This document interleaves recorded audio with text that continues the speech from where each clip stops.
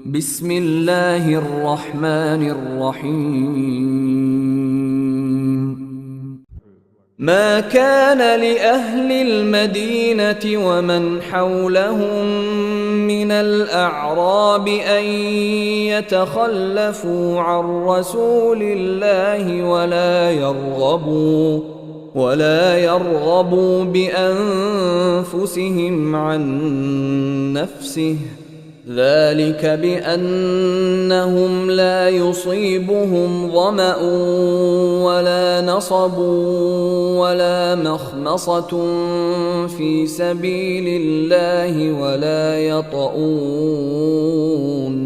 ولا يطؤون موطئا يغيظ الكفار ولا ينالون من عدو نيلا إلا كتب لهم به عمل صالح إن الله لا يضيع أجر المحسنين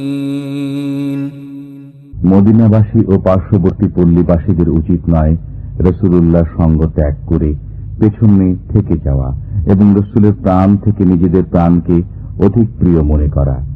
এটি এজন্য যে আল্লাহর পথে যে তৃষ্ণা, ক্লান্তি ও ক্ষুধা তাদের স্পর্শ করে এবং তাদের এমন পদক্ষেপ যা কাফিরদের মনে ক্রোধের কারণ হয়, আর শত্রুদের পক্ষ থেকে তারা যা কিছু প্রাপ্ত হয় তার প্রত্যেকটির পরিবর্তে তাদের জন্য লিখিত হয় নেক আমল।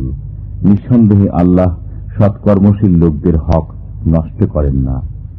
ولا ينفقون نفقة صغيرة ولا كبيرة ولا يقطعون واديا إلا كتب لهم ليجزيهم الله أحسن ما كانوا يعملون। আর তারা অল্প বিস্তর যা কিছু ব্যয় করে, যত প্রান্তর তারা অতিক্রম করে, তার সবই তাদের নামে লেখা হয়, যেন আল্লাহ তাদের কৃতকর্মসমূহের উত্তম বিনিময় প্রদান করেন।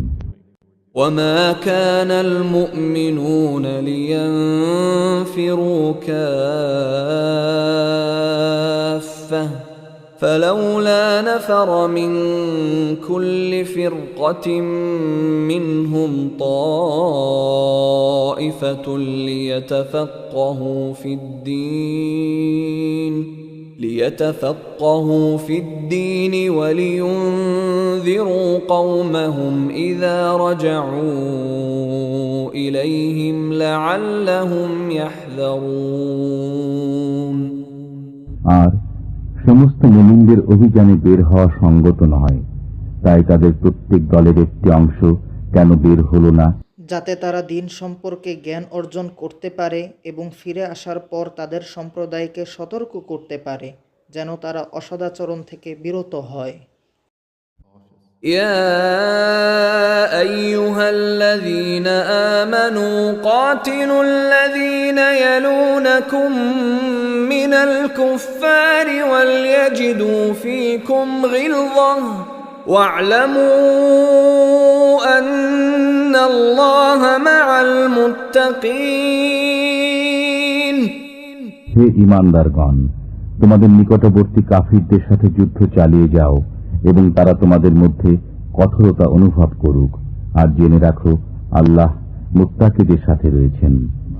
وَإِذَا مَا أُنْزِلَتْ سُورَةٌ فَمِنْهُمْ مَنْ يَقُولُ أَيُّكُمْ زَادَتْهُ هَذِهِ إِيمَانًا فَأَمَّا الَّذِينَ آمَنُوا فَزَادَتْهُمْ إِيمَانًا وَهُمْ يَسْتَبْشِرُونَ।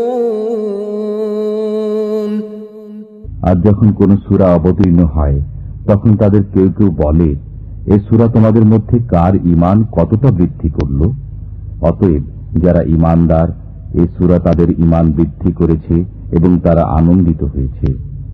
وَأَمَّا الَّذِينَ فِي قُلُوبِهِم مَّرَضٌ فَزَادَتْهُمْ رِجْسًا إِلَى رِجْسِهِمْ وَمَاتُوا وَهُمْ كَافِرُونَ। বস্তুত যাদের অন্তরে ব্যাধি রয়েছে এটি তাদের কলুষের সাথে আরো কলুষ বৃদ্ধি করেছে এবং তারা কাফির অবস্থায় মৃত্যুবরণ করল।